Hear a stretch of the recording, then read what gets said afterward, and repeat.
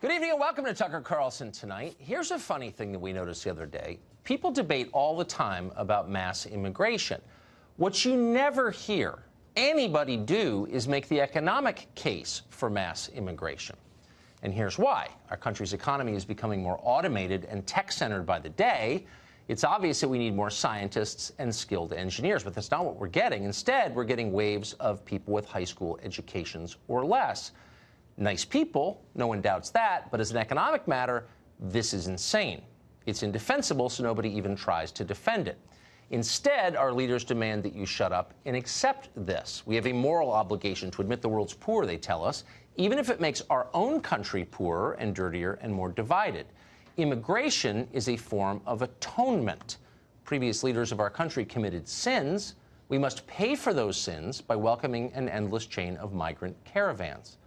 That's the argument they make. If it sounds like something that some dopey sociology professor at Long Beach State thought up half drunk in the 70s, you're right. That's pretty much exactly what it is. And yet somehow the immigration as atonement idea has become the official position of virtually every guilty liberal in the United States. Our tech overlords, the ones always lecturing you, corporate America, Nancy Pelosi, and Paul Ryan. They all believe this. And anyone who disagrees with them is denounced as a bigot and fired. What's so amusing, though, is that nobody ever bothered to explain any of these rules to the people of Tijuana. Tijuana is in Mexico, which means they're Mexican citizens. And by academic definitions popular in this country, they must be oppressed. Nobody in the American left ever imagined that the people of Tijuana would display the classic symptoms of white privilege. And yet, when a caravan of Honduran immigrants showed up in their city uninvited, that's exactly what they did. You know of incidences here in Tijuana and in other cities that some of these people that are coming into with these caravans are committing crimes. This is not about racism. We don't dislike a certain group of people because they're from a country, one country or another. We are here because our government has not taken control of these, what we call invasion. Your country have to be beware of these people because they are people, they are bad people. Well, it sounds like a Trump rally. When did Mexican citizens start talking like this? It's confusing, and of course, it's also deeply hilarious and pretty satisfying to watch. What's more predictable is how leaders of the caravan are starting to talk. Suddenly, they sound like community college professors from Long Beach, entitled, cut off from reality, and highly aggressive. Yesterday, a group of leaders of the caravan marched into the U.S. consulate in Mexico and demanded $50,000 in exchange for returning to their own countries. Huddled masses yearning to breathe free? Nope. Cynical shakedown artists who've been watching too much CNN.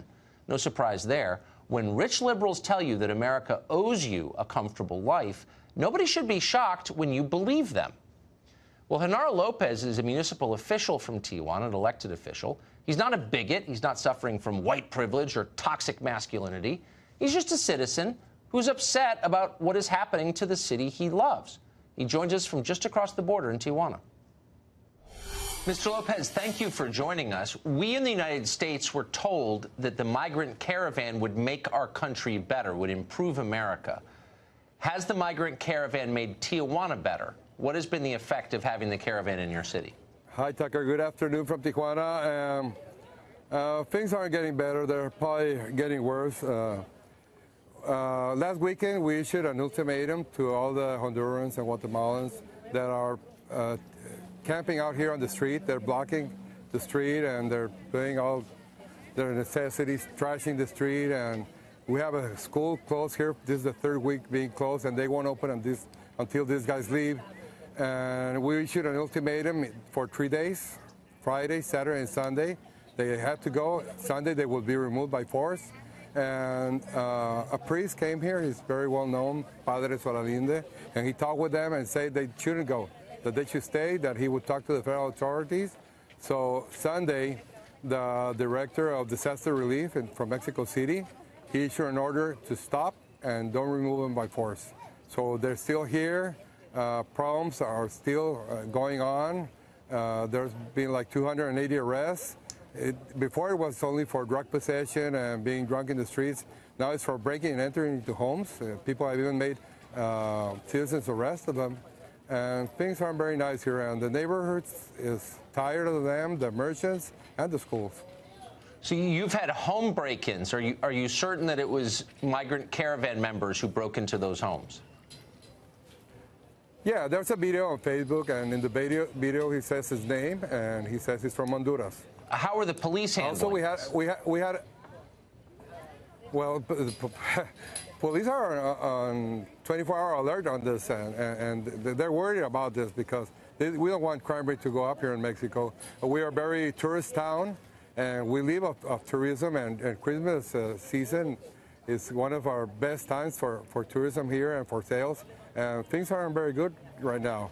Also, we don't want these migrants to make the U.S. nervous, and they had 2 marches this Sunday from the new shelter. They made a march to the U.S. consulate, and they delivered 2 letters. One was directed directly to President Donald Trump, and they were demanding that if they didn't get political asylum from the U.S., he should pay them $50,000 to go honorably back home.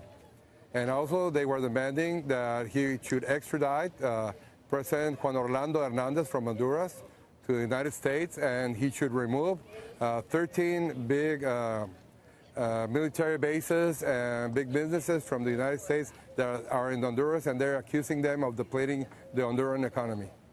So they're demanding money or they won't leave. That sounds like an extortion attempt. Yeah. Sounds like a ransom, yeah. If you want them to go back, you have to give $50,000 to each one of them. But So like 700 have been, yeah.